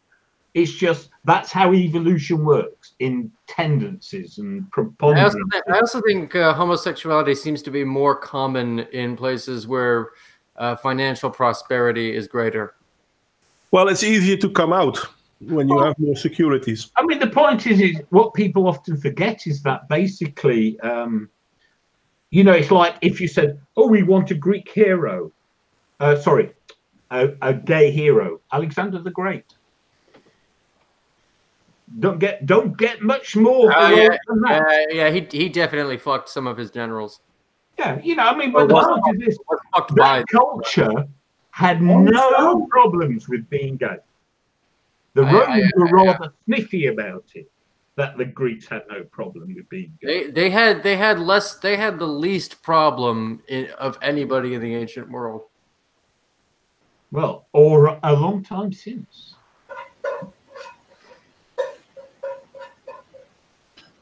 Yeah. America and England in a way are kind of the modern Athens. The British Empire is sort of the modern Athenian Empire in a way. But we have there was a great amount of homosexuality and homoeroticism in the British Empire during its peak, although it was mostly focused on the schools. Well, hey, we have the Navy. Yeah. I have to disagree a little bit. I think the American Constitution is a product of English and Dutch rivalry. I'm sorry if my points become a little bit less coherent. I'm a little bit drunk. Okay. Yeah, I speak so fluently. I'll lift a glass to drunkenness. Now, I think the American Constitution is a product of Dutch and English rivalry. Yeah. There's some. Talk about it then. Well, if a lot of times you say the English have a big influence in this idea of the constitutions that your founding fathers come up with, but the English don't actually have a constitution. We do.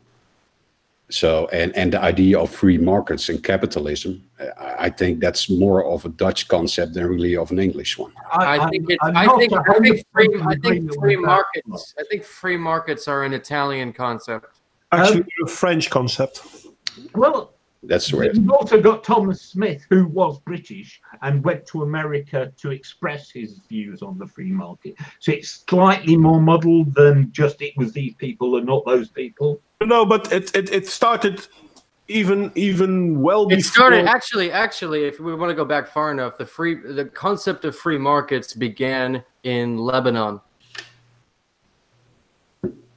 Not really in Phoenicia.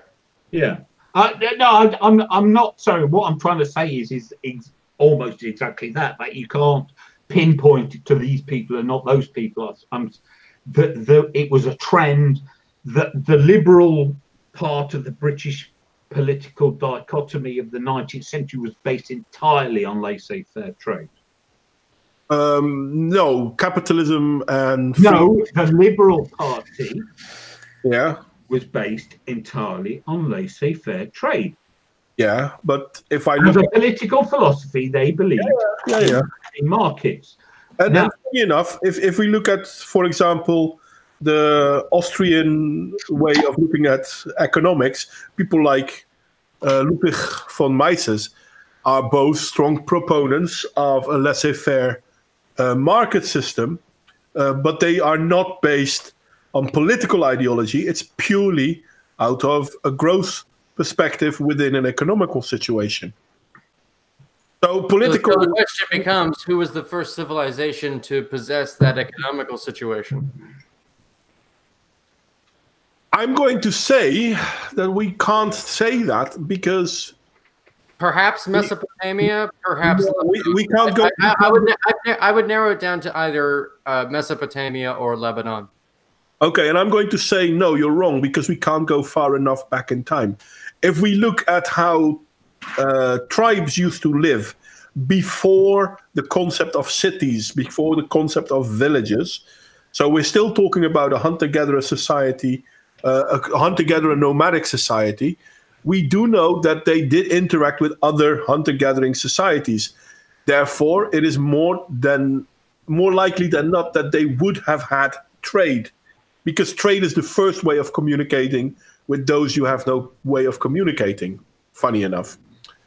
So the whole concept of trade is something that has been part of humanity. And how do we know this? Because we see the same thing still happening with certain primates. They do trade. They don't trade based on money, but they do trade. Are you talking about the grooming behavior that they do? No. Grooming behavior is, well, actually, maybe, because grooming behavior can also be seen as a trade. But no, if isn't money basically a sign or a symbol or a manifestation of delayed altruism? Yeah, it is.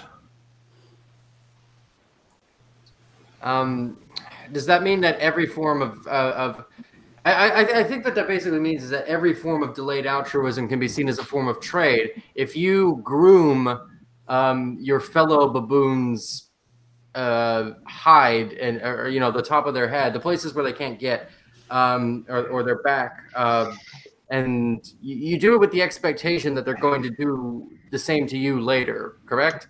That in and of itself, I think, is a form of trade. You have the expectation of altruism later. There is more to it, but I agree with what you say. But there is more to it. So yeah, there is a part of altruism being put in it. But trade is... Hell, even the word trade, it's based on what trade was. I got something, you got something, we traded. Barter, you mean? Well, barter is... No, but that's what they call barter. But that's how... When it was before money and you exchange, it was called barter. I know, but what you did in the end was... Is a form of barter. Yeah. But then all apes engage in barter.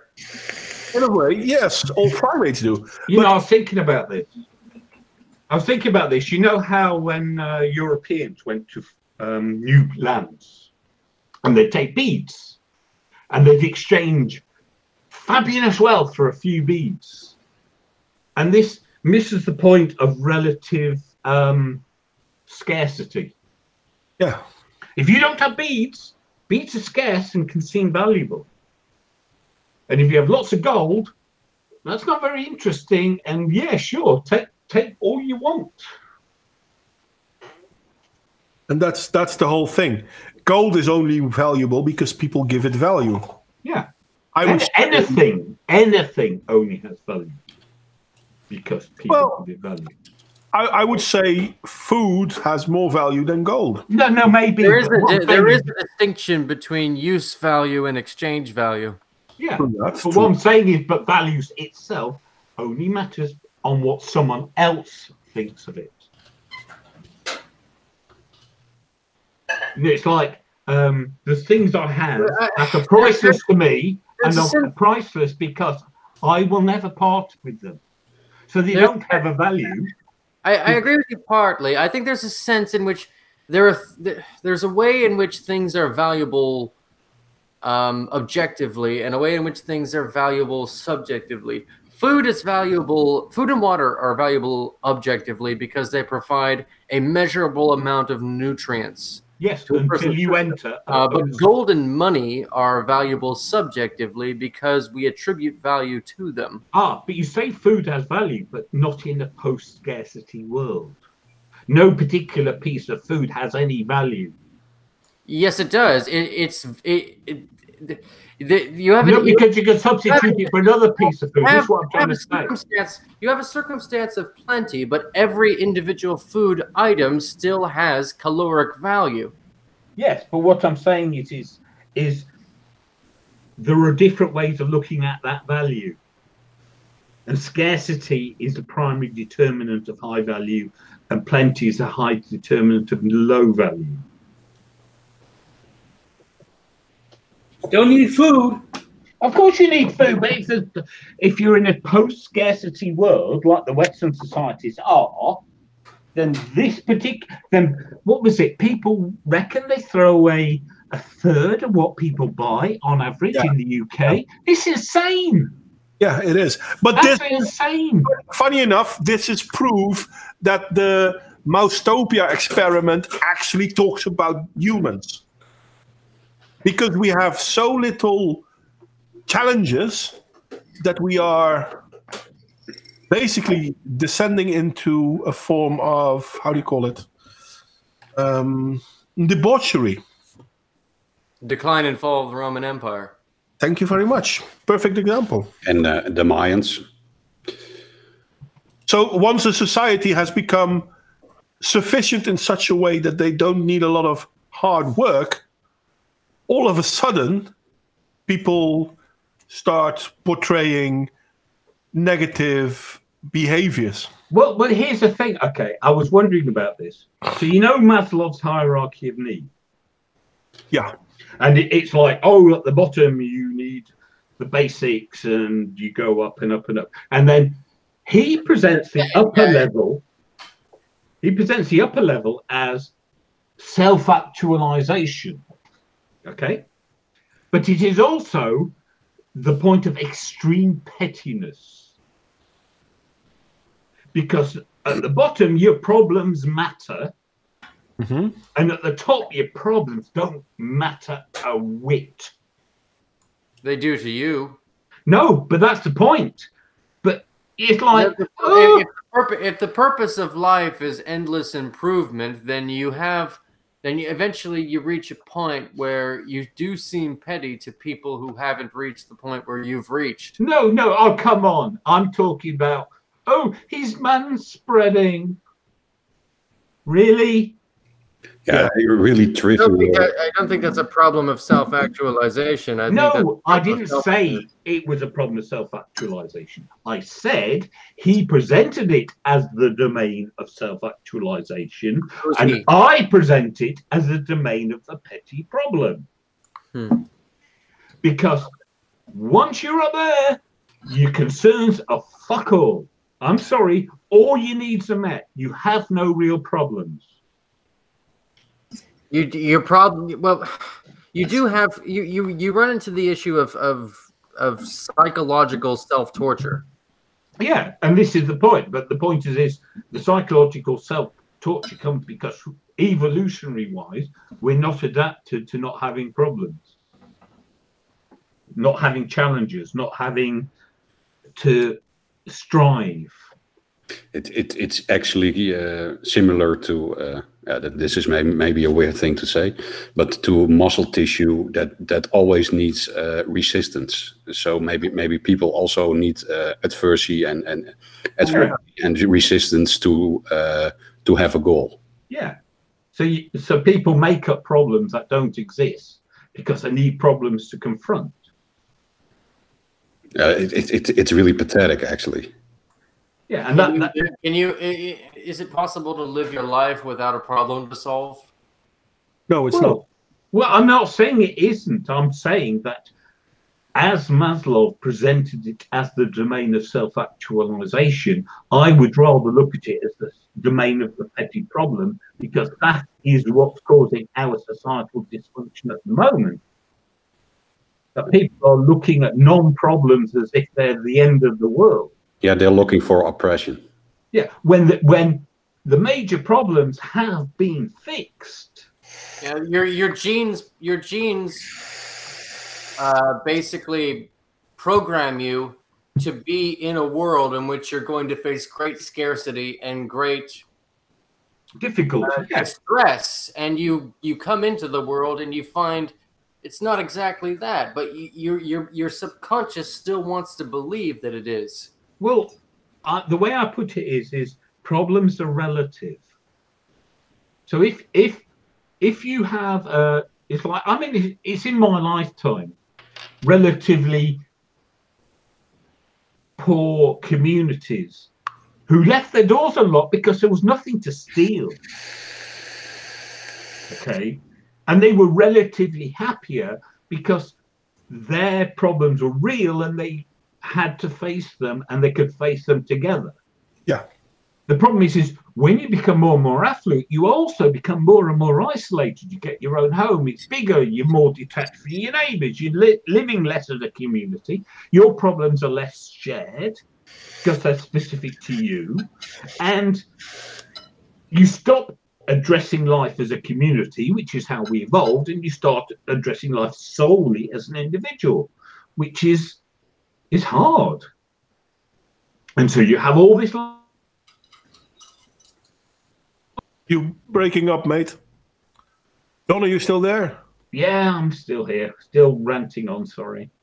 No, I didn't mind you ranting. You broke up. No, I'm just saying, you know, it's like as we become more affluent, we become more lonely.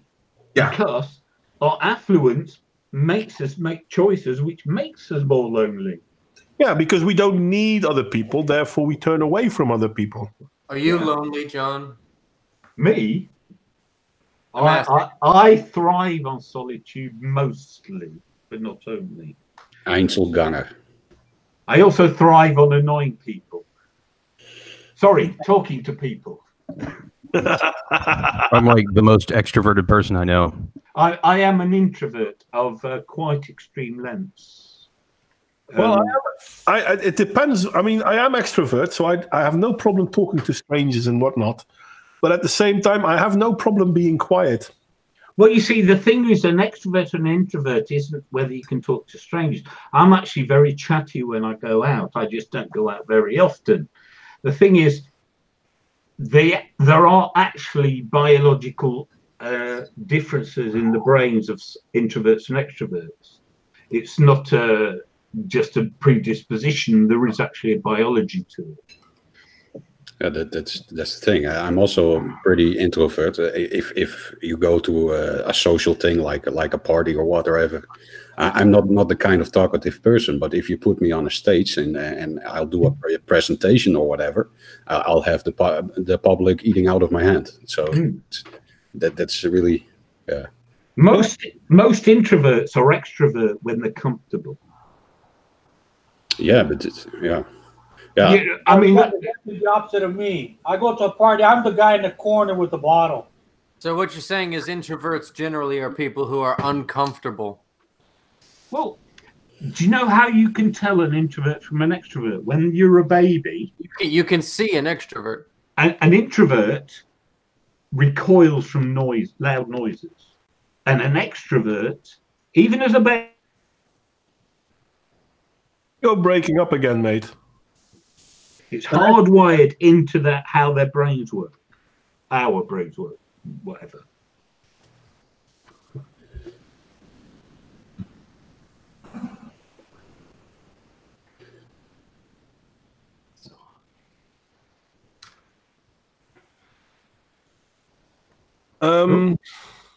Yeah, we all fell silent.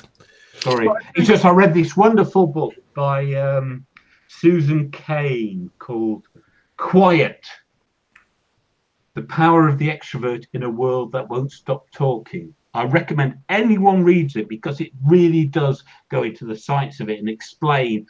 As I say, introversion isn't an absolute, but what happens is introverts can appear extrovert when they're comfortable. So when amongst friends, in good, comfortable surroundings, we appear really bubbly and because we're compensating for the fact that in all other circumstances we're quiet and shy, and as just does sits in the corner with a bottle. It's a spectrum. Well, it is, but it's also the behavior is a spectrum as well. That's what I'm trying to say. It's like someone can be an introvert but appear extroverted because you're friendly with them. and therefore you think they are outgoing. But the rest of their lives, when they're alone, they're the opposite.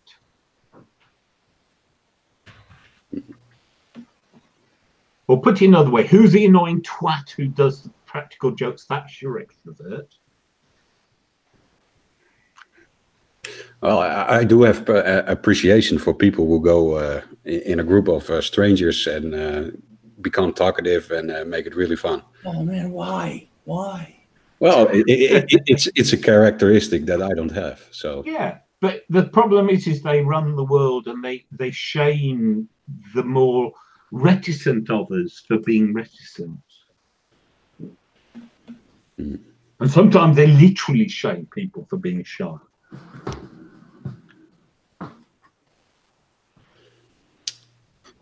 Yeah. Never shame someone for being shy. Just be nice to them. well, there is a saying. I need to Look it up. look it up. Yes. I'm sorry. Look, all I'm gonna say is being in love with your best friend is fucking awesome. Well, it is. As was I till she died. Well, love in itself is awesome. Let's be honest. No. But I'm completely with SaintClare. Your love should be your best friend. That's the best way to be. Well, they say cheeky people own half of the world. I don't know if cheeky is the right word. Yeah, I'm cheeky, but I'm also an introvert. I will stick my tongue out at everyone. On the entire time. I'm sorry. That's the rebel in you. That's the 60s, 70s in you, I suppose. Anyway, guys, I was a punk. considering the time, it is almost 1:30 already. Yeah, 2 hours. I do have one answer if we go back to the subject. If we want to address fight this problem of overpopulation, we just have to advocate for communism. That will solve it. That's true. But is the price worth the cure? Well, yeah. Is the cure worth the price? Sorry.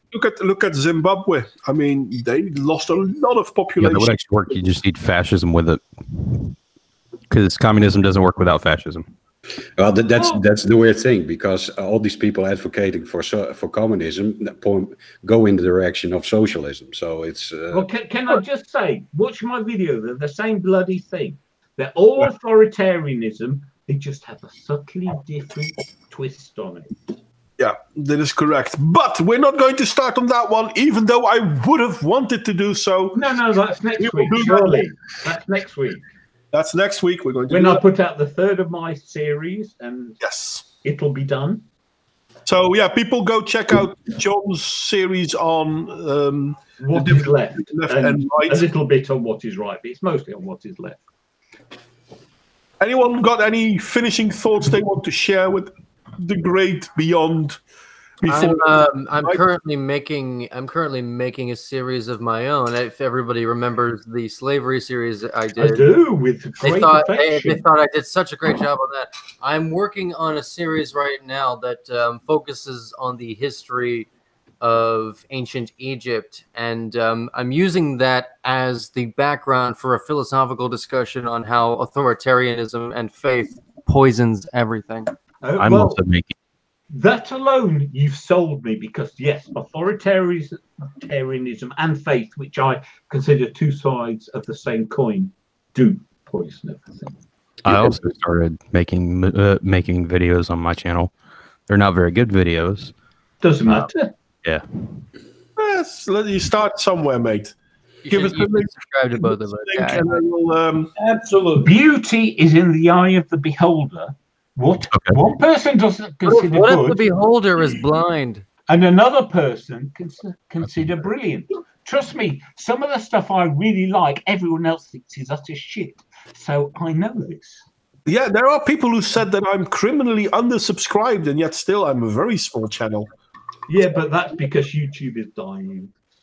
That is true. It's quite amazing, actually. On Cocoscope, I only have 17 subscribers, and my videos make easily 100 to 150 views. Whereas on YouTube, I'm stuck around 30. Can I suggest that there you are a big fish in a small pond, as opposed to a tiny fish in a giant ocean? Well, I think I'm on Cocoscope. I'm still a small fish. Let's be honest. No, but it's still a small pond compared to the ocean of YouTube. Maybe, yeah. Anyway, give us a link, SaintClare. Is that the channel of your mate? Yeah, this is mine. Yeah, this is mine. Yeah, I'll put mine as well. For now, it's just a blog that's specifically directed at my brother who lives on the other side of the country. It's kind of like. Is this because you fell out? No, it's just I just wanted to do kind of like what the Vlogbrothers did, but without an audience. Like my only audience is specifically my brother. I don't know who that is. What's your channel? I'm ignorant in the extreme. Green Brothers? Old and Green chat. Hank Green and what's his name? You mean the idiots who set up? I can put my channel. I can put my channel in the chat if you'd like. No, I'm going to. Yeah, I've seen you put your channel in our chat. Yeah, which is good because I'm going to put it under our description of YouTube. But what's your channel name? Because I can't see that. Well, his channel name's SaintClare.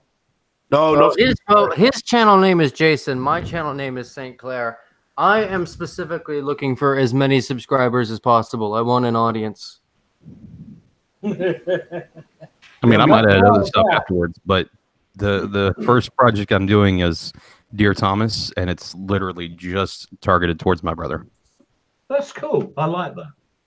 It's funny. I was listening to the Honey Badgers, and they were complaining that there were these women who gave away their content for free and didn't care about monetization. I think, but that's me. I genuinely don't want monetization. I want to give my intellectual property away because I take so much from others.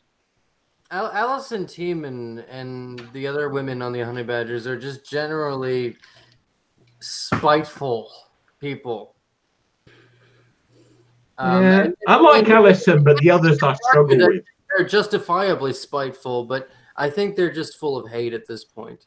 Well, I wouldn't say they're full of hate, and I do like Alison, but the others I do really struggle with. I really love Dr. Random Cam. Yeah, I met him, and he is even worse in person. Yeah, I think the man is a genius. He is, but he is more socially maladjusted than I am, and that's something. He's I think I would give the man a run for his money. No, he's a lovely guy. I literally sat next to him and shared a drink. But with him, you know, we sat next to each other and drank and chat. I know. I'm just kidding, mate. But yeah, you know, he's like, he's a lovely guy, but he seems all right. Yeah, he's not socially comfortable. Mm-hmm. Which explains a lot. And who's it? Dick? Like Descartes, he spent most of his time thinking by himself. Well, no, just as Dick said about being able to go up on stage and do a great performance. That is Mike. That's exactly what he's like. You sit with him in private and have a conversation, he struggles. But he goes on stage and he's brilliant. Hooray! Anyway, I've got Jason and SaintClare's channel linked at the bottom. John, do you want me to link you? Crikey, if people can't search John the Bemused, they don't deserve to watch my content. Fair enough. Dick? Yes. Do you want yours? Sorry, what? Do you want yours linked? Yeah, well, I haven't produced a video in over 2 years, so... No. No. Do you want yours linked? No, I'm good. I'm okay. good. Anyone else have anything to say before I say shut this motherfucker down? Yes, feminism must die. Progressivism is just an excuse to be openly racist. Psilocybin is amazing. What is? It's magic mushrooms. Oh, It's a wonderful thing. right. And I want to make sure. I know we're in just outside Sheffield. You can collect some, but that doesn't help most of you. And I want to make one point very clear. Yes, we are sexist, homophobic, phobic on every kind of ways. And we'd like to thank you for spending your time with us. And we hope to see you all next time. Bye-bye. Bye.